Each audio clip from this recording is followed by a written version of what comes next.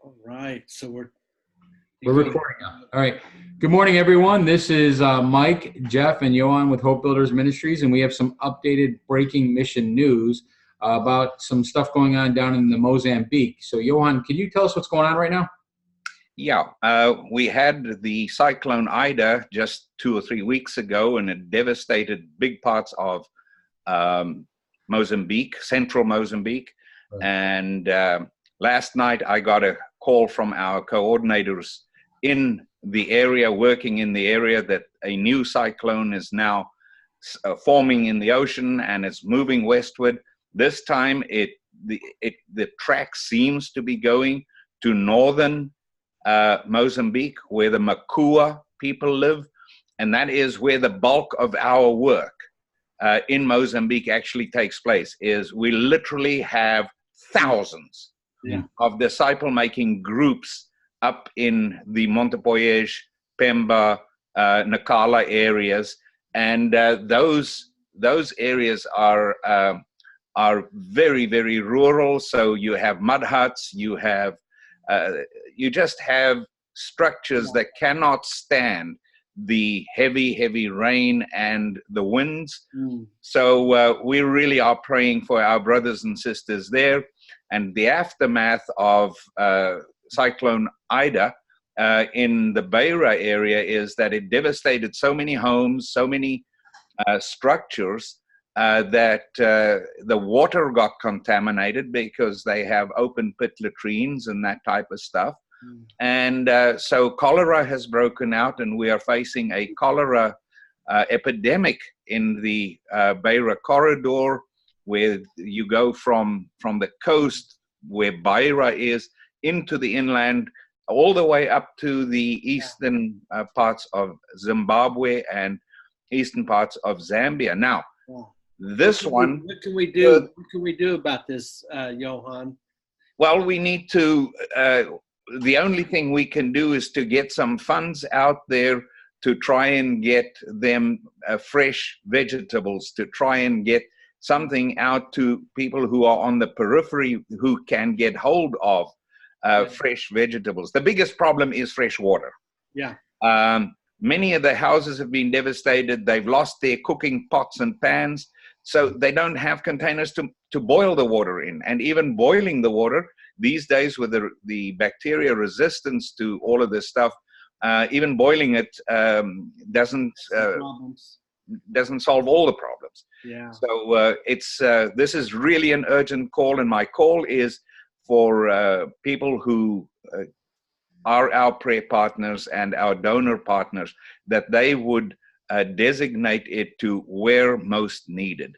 That gives us a free hand to split it between areas, between different core groups, and we can do it. So if we can go to hbmin.org/donate and designate it as where most needed, that would be great. Or if they're watching it on the app right now, we'll have a link attached to that account. So if somebody were to get this alert and share it and pray about it and then respond to it here on the app. Yeah. Thank you. Yeah, that'd be the easiest thing on the app, and then also on the donate page on our site, as Johan has just said, that the main object there is where needed most and easy to get to, and be a great help to us. Johan, can we mention anything about our prison ministry over there, because they were so hard hit last week by Ida as well? Yes, we can mention something about that, but let me just add to the ask of people donating. Please get this information out to your friends and your churches. We need much broader exposure for this, for what's happening there as far as the actual cyclone is concerned, but also as far as the illnesses, the waterborne illnesses that are appearing. If they can go out to their peers and friends. Now, the prison ministry is further south. where we are, and the cyclone had an effect, but not as bad as it did in the Beira area. In Beira area, the prison actually collapsed, and it was a really bad situation. But our work is going on. The Mozambican government has taken some of our people up, and in fact, David, who represents us from South Africa, will be representing us at a cabinet level meeting this week. This coming week, talking to them about what we can do to bring the gospel into each one of these prisons. Because here's the deal.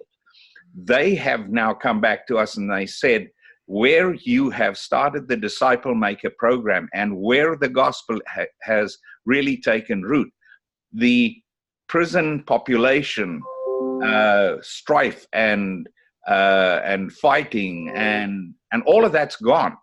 Yeah. Those prisons have become calm, and they have become places where there is not all that many uprisings anymore.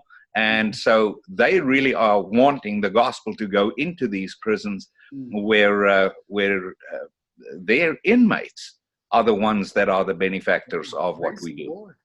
That's incredible what the Lord's doing there. Mm-hmm. So again, we'll just we'll make this appeal to our friends and people that are watching this video that number one, that you pray and ask God what you can do to help, right, and in meeting this humanitarian need for our Christian brothers and sisters that will affect the general population as well. And then also to share this with your friends on your social media, emails. Tell your churches about it. Talk to your pastors, your leaders. See if they can take a love offering and help out with this much needed crisis that's going on. We don't hear about it in the news, and so but you can go on, you can Google it. You can see that it is a real humanitarian crisis. And if you mail in a check or something like that, just go to our website, hbmin.org, hbmin.org. The address is right there, 317, P.O. Box 317, Greenwood, Virginia, 22943. Thank you all for hearing this appeal, Johan, for sharing that with us. And we just ask for prayers all around concerning this.